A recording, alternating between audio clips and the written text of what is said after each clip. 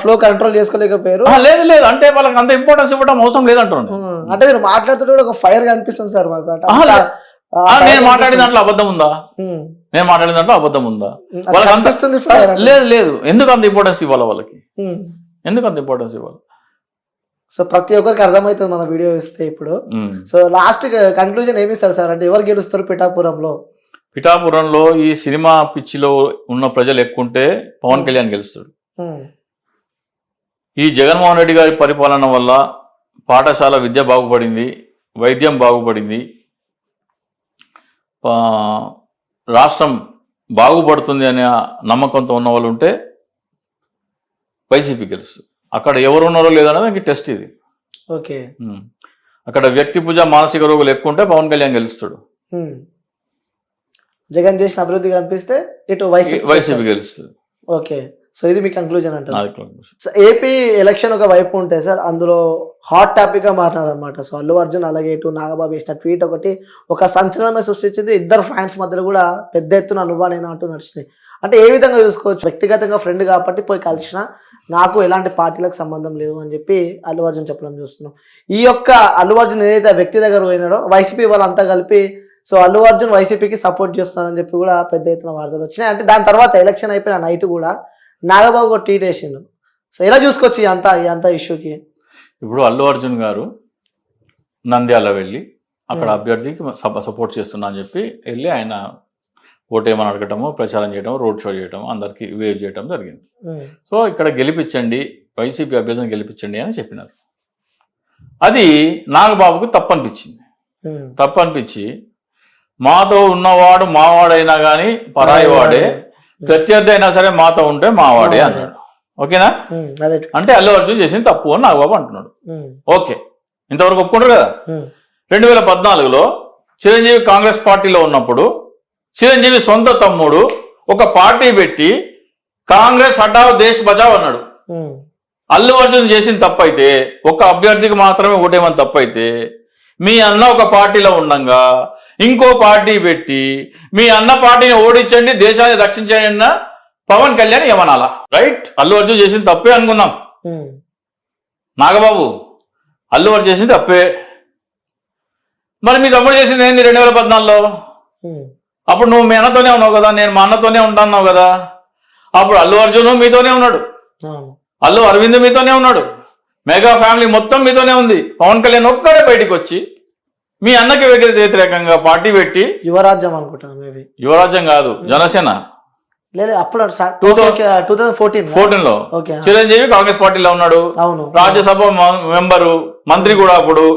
నాగబాబు ఆయనబడే ఉన్నాడు, అల్లు అర్జున్ ఆయనబడి ఉన్నాడు, అల్లు అరవింద్ ఆయనబడి ఉన్నాడు, రామచంద్ర అటే ఉన్నాడు, వీళ్ళందరూ అటే ఉన్నారు కదా. మరి మీ తమ్ముడిని చేసినప్పుడు ట్వీట్ ఎందుకు చేయలేదు? అవకాశవాదానికి పరాకాష్ట మెగా ఫ్యామిలీ.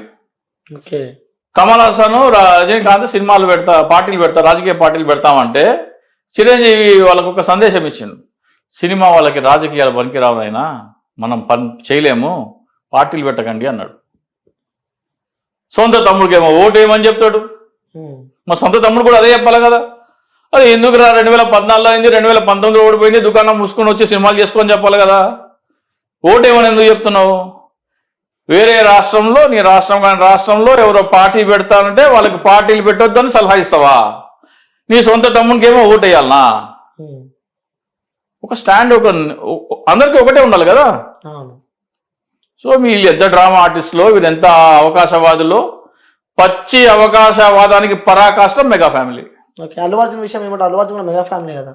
అదే అంటున్నా, చిరంజీవికి పార్టీ పెట్టుకొని అన్నకి వ్యతిరేకంగా అన్న ఉన్న పార్టీని ఓడించండి అని నినాదం చేసే హక్కు ఉన్నప్పుడు అల్లు అర్జున్కి ఎందుకు లేదంటున్నా నేను.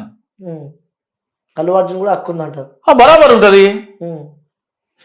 ఈ రోజున అల్లు అర్జున్ అంటే ఆ రోజున అప్పుడు గల్లా పట్టుకొని మన అన్న కాంగ్రెస్ పార్టీలో ఉంటే నువ్వు కాంగ్రెస్ హటావ్ దేశ బచావ్ ఎట్లా అంటావురా అని నాగబాబు ఆ రోజు అనింటే ఈ రోజు అల్లు అర్జున్ అనే హక్కు ఉంటది. ఆ రోజు నోరు మూసుకున్నావు, నవరంధ్రాలు మూసుకున్నావు. ఆ రోజున ఒక మాటలే తమ్ముడిని, తమ్ముడేమో పార్టీ పెట్టొచ్చు, మీ అన్న ఉన్న పార్టీని తిట్టొచ్చు, ఒక అభ్యర్థిని సపోర్ట్ చేసే హక్కు అల్లు అర్జున్కి లేదా? ఏం మాట్లాడుతావు నాగబాబు? అంటే ఒకప్పుడు తమ్ముడు తప్పు చేస్తే సెట్ చేస్తే ఇంతవరకు రాకపోయేది అంటావు. ఆహా, నా తమ్ముడు తప్పు చేస్తే ఓకే, వేరేవాడు ఎవరు చేయొద్దు. ఓకే, నా తమ్ముడు నా అన్నని తిట్టినా ఓకే, ఏం కాదు. మా అన్న ఉన్న పార్టీని ఓడించమన్నా ఓకే, నాకేం బాధ లేదు, తప్పు లేదు. కానీ అల్లు అర్జున్ వెళ్ళి వైసీపీ అభ్యర్థికి నిలబడితే తప్పదు. ఏపీలో ఎలాంటి డెవలప్మెంట్స్ వైఎస్ జగన్ చేయలేకపోయినాడని చెప్పి కూడా ఇటు చంద్రబాబు నాయుడు అంటున్నాడు. సో ఇక్కడ తెలంగాణలో ముఖ్యంగా హైదరాబాద్ డెవలప్మెంట్కి ముఖ్య కారణం చంద్రబాబు నాయుడు, ఎందుకంటే ఐటీ కార్డర్ తీసుకొచ్చాడు. సో ఇన్ని కంపెనీలు ఉన్నాయంటే దాని వెనకాల కారణం బాబే అని చెప్పి అంటున్నారు. సో ఇన్ని సంవత్సరాల్లో ఏమీ తెలియదని చెప్పి కూడా చంద్రబాబు నాయుడు అంటున్నారు. దీన్ని ఏ విధంగా చూసుకోవచ్చు అంటారు మీరు? పవన్ కళ్యాణ్ కూడా నిన్న ఒక ఇంటర్వ్యూ చూసిన. నేను మాదాపూర్లో చిన్నప్పుడు వాకింగ్ చేసే ఏరియా చూస్తే అక్కడ ఐటీ కంపెనీలు అవి చూస్తే మత్తిపోతుంది నాకు. సంపద సృష్టించడం అంటే ఇది అని చెప్పేసి చంద్రబాబు నాయుడు అంటున్నాడు. చంద్రబాబు నాయుడు 2004లో సీఎంగా దిగిపోయినాడు, అంతే కదా. ఆ తర్వాత 2 సార్లు రాజశేఖర్ రెడ్డి చనిపోయిన తర్వాత రోషయ్య, కిరణ్ కుమార్ రెడ్డి, ఆ తర్వాత 10 సంవత్సరాలకి 2004లో హైటెక్ సిటీ ఆ చుట్టుపక్కల ఉన్న ఫోటోలు ఉంటాయి మన దగ్గర, పాత ఫోటోలు. అవును, వైరల్ అయిన మొన్నటిదాకా ఫోటోస్. ఆ ఫోటోలు తీసి చూద్దాం.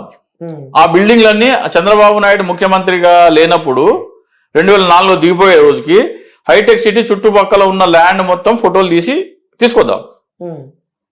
ఇప్పుడున్న ఫోటోలు తీద్దాం. ఇప్పుడున్న బిల్డింగ్ వాళ్ళ దగ్గరికి వెళ్ళి నువ్వు బిల్డింగ్ ఎప్పుడు స్టార్ట్ చేసినావు కట్టడం? 2004లో చంద్రబాబు నాయుడు సీఎం ఉన్నందుకు ఈ బిల్డింగ్ కట్టినవా, లేకపోతే ఇప్పుడు ఈ బిల్డింగ్ అవసరం కాబట్టి కట్టినవా? అడిగితే వాళ్ళే చెప్తారు ఆన్సర్. ఐటీ ఇండస్ట్రీ నేనే తీసుకొచ్చినా చంద్రబాబు నాయుడు చెప్తాడు. బిల్ గేట్స్ నేనే తీసుకొచ్చినా కాబట్టి ఐటీ ఇండస్ట్రీ ఇంత డెవలప్ అయింది అంటాడు. మరి బెంగళూరులో ఆంధ్రప్రదేశ్ కంటే పెద్ద ఐటీ ఇండస్ట్రీ బెంగళూరులో. మరి బెంగళూరు ఎట్లా డెవలప్ అయింది? పూనా ఎట్లా డెవలప్ అయింది? చెన్నై ఎట్లా డెవలప్ అయింది? నోయిడా ఎట్లా డెవలప్ అయింది? అక్కడ చంద్రబాబు నాయుడు లేడు కదా, అక్కడ డెవలప్ కాకూడదు కదా. ఇప్పుడు బిల్ గేట్స్ తీసుకొచ్చినందుకు ఎవడైనా సరే సాఫ్ట్వేర్ ఇంజనీర్ అవుతాడా? రాజశేఖర్ రెడ్డి ఫీజు రియంబర్స్మెంట్ తీసుకొచ్చినాడు, ఆ ఫీజు రియంబర్స్మెంట్ వల్ల ఎవరైనా సాఫ్ట్వేర్ ఇంజనీర్ అవుతాడా? అంటే చదువుకునే కెపాసిటీ ఉండి, చదువుకునే టాలెంట్ ఉండి, డబ్బులు లేక చదువుకోలేకపోయిన వాళ్ళని ఫీజు రియంబర్స్మెంట్ ఇస్తా, నువ్వు చదువుకున్నాడు గొప్ప లీడరా? లేకపోతే పబ్లిసిటీ కోసం బిల్ గేట్స్ హైదరాబాద్ తీసుకొచ్చినందుకు ఎవరైనా సరే సాఫ్ట్వేర్ ఇంజనీర్ అవుతాడా? అడుగుదాం పదా. సాఫ్ట్వేర్ మీరు కూడా ఏం చదివారో నాకు తెలియదు, ఫీజు రియంబర్స్మెంట్ వచ్చిందో లేదో నాకు తెలియదు. వచ్చిందా మీకు ఫీజు రియంబర్స్మెంట్? వచ్చింది. ఎవరి వల్ల వచ్చింది? వైఎస్ రాజశేఖర్ స్కాలర్షిప్ వచ్చింది. వైఎస్ రాజశేఖర్ స్కాలర్షిప్ వచ్చింది. మీరు చదువుకున్నది స్కాలర్షిప్ తోని. బిల్ గేట్స్ ని హైదరాబాద్ కి చంద్రబాబు నాయుడు తీసుకొచ్చినందుకు మీరు చదువుకున్నారా, లేకపోతే స్కాలర్షిప్ ఇచ్చినందుకు చదువుకున్నారా? స్కాలర్షిప్ ఇచ్చినందుకు చదువుకున్నాం. మరి ఈ మాత్రం కామన్ సెన్స్ లేకుండా మాట్లాడతారు ఏమి జనాలు. పవన్ కళ్యాణ్కి అంటే చెట్టు ఉంటుంది కదా, చెట్టు కొమ్మకి తెగులు పడుతుంది, రైతు ఆ కొమ్మను నరికేస్తాడు. ఒక అవయవానికి గ్యాంగ్రీన్ వస్తుంది, డాక్టర్ దగ్గర పోతే ఆ అవయవం తీసేస్తాడు పనికిరాదని. అట్లనే పవన్ కళ్యాణ్కి చంద్రబాబు నాయుడు అనే తెగులు పట్టింది. ఆంధ్రప్రదేశ్ ప్రజలు, కాపు సామాజిక వర్గం ముఖ్యంగా ఈ పవన్ కళ్యాణ్ అనే వ్యక్తికి చంద్రబాబు నాయుడు అనే తెగులు పట్టిందని గ్రహించి చంద్రబాబు నాయుడు తెగులు ఉన్న ఈ పవన్ కళ్యాణ్ని వెలివేస్తేనే ఆంధ్రప్రదేశ్ బాగుపడుతుంది, ముఖ్యంగా కాపు సామాజిక వర్గం బాగుపడుతుంది. ఓకే, అందుకోసం ప్రజలందరూ వైసీపీ వైపే మొగ్గు చూపాలని చెప్పి. నేను వైసీపీ వైపు మొగ్గు చూపాలని అంటలేదు. ఈ పవన్ కళ్యాణ్ అనే వ్యక్తికి చంద్రబాబు నాయుడు అనే తెగులు పట్టింది. తెగులు పట్టిన కొమ్మని రైతు ఎట్లా తీసేస్తాడు, గ్యాంగ్రీన్ పట్టిన ఒక అవయవాన్ని డాక్టర్ ఎట్లా తీసేస్తాడు, ఈ చంద్రబాబు నాయుడు అనే తెగులు పట్టిన పవన్ కళ్యాణ్ ని ప్రజలు వెలివేయాలి. ఓకే, రాజకీయంగా వెలివేయాలి. Okay, right sir. తెలుగు వారి ఆత్మ గౌరవం కోసం పెట్టిన పార్టీ తెలుగుదేశం పార్టీ, ఎన్టీఆర్ గారు, ఆనాటి ఎన్టీఆర్ గారు. సో దాని భవిష్యత్తు ఏ విధంగా ఉండబోతుంది అంటారు ముందు? ఫస్ట్ ఆఫ్ ఆల్ భవిష్యత్తు ఏమవుతుందో లేదో తర్వాత మాట్లాడదాం, కానీ తెలుగు వారి ఆత్మగౌరవం కోసం ఎన్టీ రామారావు పార్టీ పెట్టినా లేదా అనేది మనం ఒకసారి చూడాలి. తెలుగు వారికి అంటే ఆంధ్రప్రదేశ్లో 1851 అనుకుంటా పొట్టి శ్రీరాములు గారు మద్రాస్ స్టేట్, అంటే అప్పుడు తెలుగు ఈ హైదరాబాద్ రాష్ట్రం వేరేగా ఉండేది, నిజాం పరిపాలనలో ఉండేది. ఆంధ్రప్రదేశ్ అంటే ఇప్పుడున్న ఆంధ్రప్రదేశ్, కర్ణాటక, తమిళనాడు, కేరళ మొత్తం అన్ని కలిపి మద్రాస్ స్టేట్ అని ఒకటి రాష్ట్రం కింద ఉండేది. తెలుగు వారికి వేరే రాష్ట్రం కావాలని నిరాహార దీక్ష చేసి 56 రోజులు 56 రోజులు నిరాహార దీక్ష చేసిన పొట్టి శ్రీరాములు గారు చనిపోతే ఆయన ప్రాణత్యాగం ఫలితంగా ఏర్పడింది ఆంధ్రప్రదేశ్ రాష్ట్రం. తెలుగు వారి కోసం ప్రత్యేక రాష్ట్రం కావాలని 56 రోజులు నిరాహార దీక్ష చేస్తే ఆ పోరాట ఫలితంగా, ఆ త్యాగ ఫలితంగా వచ్చింది ఆంధ్రప్రదేశ్. ఈయన సినిమాలలో 60 సంవత్సరాలు అయిపోయి నేను ఒక పార్టీ పెడదాం అనుకుని పార్టీ పెట్టిన వ్యక్తి ఎన్టీ రామారావు. తెలుగు వారి ఆత్మగౌరవంకి ఎవరు ఏం చేసినారు?